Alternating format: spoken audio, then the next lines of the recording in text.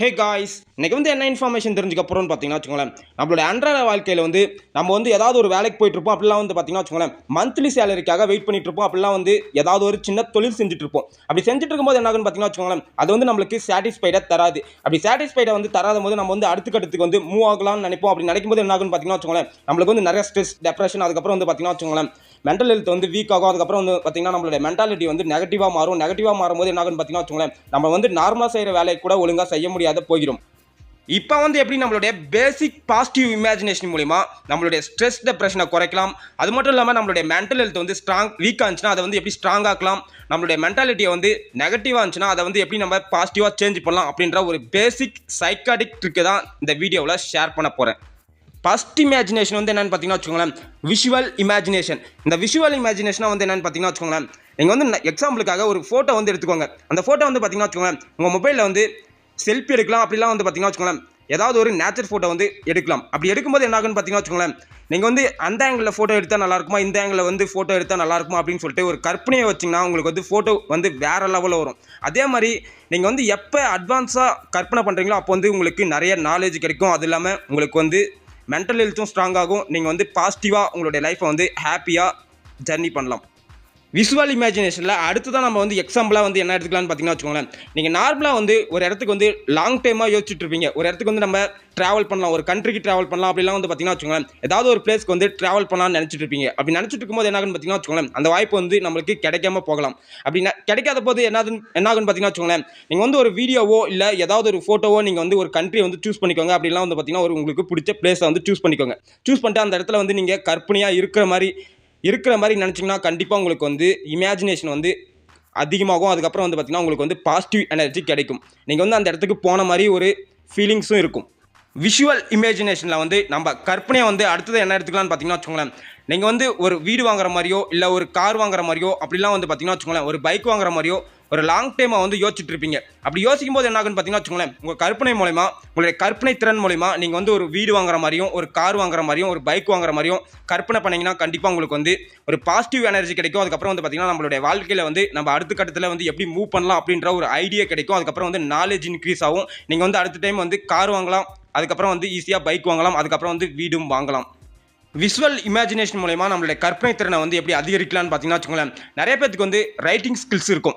அது எப்படி ரைட் பண்ணுவீங்கன்னு பார்த்தீங்கன்னா வச்சுக்கோங்களேன், கதை எழுதுவீங்க, அப்படிலாம் பார்த்தீங்கன்னா கவிதை எழுதுவீங்க, அப்படிலாம் மீம் கிரியேட் பண்ணுவீங்க. இப்படி கிரியேட் பண்ணும்போது நம்ம எப்போ அட்வான்ஸாக விஷுவலாக இமேஜினேஷன் பண்ணுறோமோ அப்போ நமக்கு நிறையா ரைட்டிங் ஸ்கில்ஸ் இம்ப்ரூவ் ஆகும், நம்மளுடைய நாலேஜும் கேதர் ஆகும். அதுக்கப்புறம் பார்த்தீங்கன்னா வச்சுக்கோங்களேன், உங்களுடைய ரைட்டிங் ஸ்கில்ஸ் வேறு லெவலில் இருக்கும். நீங்கள் வேறு லெவலில் அச்சீவ் பண்ணலாம். செகண்டாக இருக்க இமேஜினேஷன் என்னென்னு பார்த்தீங்கன்னா வச்சுக்கோங்களேன், ஆடிட்டரி இமேஜினேஷன். இந்த ஆடிட்டரி இமேஜினேஷன் மூலிமா நம்மளுடைய கற்பனை திறனை எப்படி வளர்க்கலான்னு பார்த்தீங்கன்னா வச்சுக்கோங்களேன், நீங்கள் நிறைய பேருக்கு பேசுகிற திறமை இருக்கும், அப்படிலாம் மியூசிக் போடுற திறமை இருக்கும், அப்படிலாம் பார்த்தீங்கன்னா வச்சுக்கோங்களேன், ஸ்டேஜில் ஏதாவது பர்ஃபார்மன்ஸ் பண்ணுற திறமை இருக்கும். அப்படி திறமை இருக்கும்போது என்ன ஆகுன்னு பார்த்தீங்கன்னா வச்சுக்கோங்களேன், உங்களுடைய கற்பனை திறன் அதிகரிக்கும் போது நீங்கள் எப்போ அட்வான்ஸாக இமேஜினேஷன் பண்ணுறீங்களோ அப்போ உங்களுக்கு பேசுகிற திறமை அதிகரிக்கும், மியூசிக் போடுற திறமை அதிகரிக்கும். அதுக்கப்புறம் பார்த்தீங்கன்னா பப்ளிக்காக பேசுறதுக்கு உங்களுக்கு நிறைய நாலேஜ் கிடைக்கும். இப்படி கிடைக்கும் போது நீங்கள் உங்கள் லைஃப்பில் ஈஸியாக ஹாப்பியாக உங்களுடைய மென்டல் ஹெல்த்தை ஸ்ட்ராங் ஆக்கலாம். உங்களுடைய மென்டாலிட்டியை பாசிட்டிவ் நெகட்டிவ்லேருந்து பாசிட்டிவாக சேஞ்ச் பண்ணி நீங்கள் நிறைய அச்சீவ் பண்ணலாம்.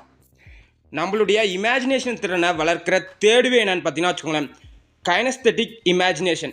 இப்போ கைனஸ்தெட்டிக் இமேஜினேஷன் மூலமா நம்மளுடைய கற்பனை திறனை எப்படி வளர்க்கலான்னு பார்த்தீங்கன்னா வச்சுக்கோங்களேன், எக்ஸாம்பிளுக்கு டான்ஸ் எடுத்துக்கலாங்க. இப்போ பார்த்தீங்கன்னா வச்சுக்கோங்களேன், நீங்கள் ஒரு சாங்க்கு ஒரு ஸ்டெப் டான்ஸ் ஆடுவீங்க, இன்னொரு சாங்க்கு வேறு மாதிரி ஸ்டெப் டான்ஸ் ஆடுவீங்க.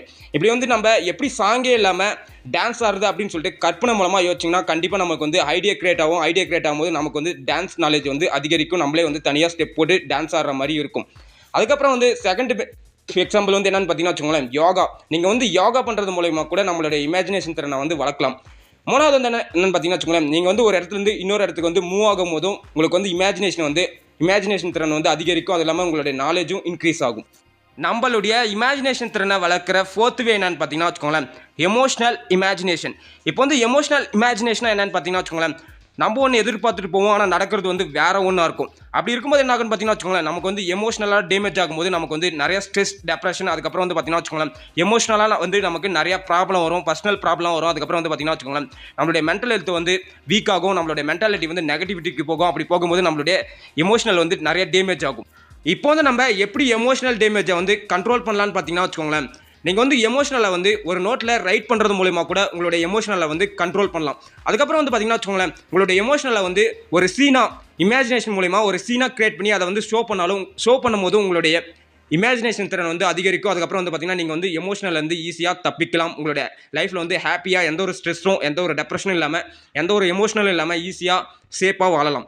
நம்மளுடைய கற்பனை திறனை வளர்க்குற 5th வே என்னன்னு பார்த்தீங்கன்னா வச்சுக்கோங்களேன், கோஆர்டினேட்டிவ் இமேஜினேஷன். இப்போ வந்து கோஆர்டினேட்டிவ் இமேஜினேஷன் என்னன்னு பார்த்தீங்கன்னா வச்சுக்கோங்களேன், உங்களுக்கு வந்து மென்டல் ஹெல்த் வந்து வீக்காக இருக்கலாம். அப்படிலாம் வந்து பார்த்தீங்கன்னா வச்சுக்கோங்களேன், மென்டலாக வந்து ஏதாவது ப்ராப்ளம் இருக்கலாம். அப்படிலாம் வந்து பார்த்தீங்கன்னா வச்சுக்கோங்களேன், உங்களுடைய மென்டாலிட்டி வந்து நெகட்டிவ்ல இருக்கலாம். அப்படி இருக்கும்போது என்ன ஆகுன்னு பார்த்தீங்கன்னா வச்சுக்கோங்களேன், அந்த ப்ராப்ளத்தை வந்து நம்ம எப்படி சால்வ் பண்ணலாம் அப்படின்னு சொல்லிட்டு இமேஜினேஷன் மூலிமா நீங்கள் ஒரு கற்பனை மூலமாக யோசிச்சிங்கன்னா கண்டிப்பாக உங்களுக்கு வந்து நிறைய ஐடியா கிடைக்கும். அந்த ஐடியா மூலிமா நீங்கள் வந்து ஈஸியாக உங்களுடைய மென்டல் ஹெல்த்தை வந்து ஸ்ட்ராங் ஆக்கலாம். இதுதாங்க கோஆர்டினேட்டிவ் இமேஜினேஷன். நம்மளுடைய இமேஜினேஷன் திறனை வளர்க்குற 6th வே என்னன்னு பார்த்தீங்கன்னா வச்சுக்கோங்களேன், கிரியேட்டிவ் இமேஜினேஷன்.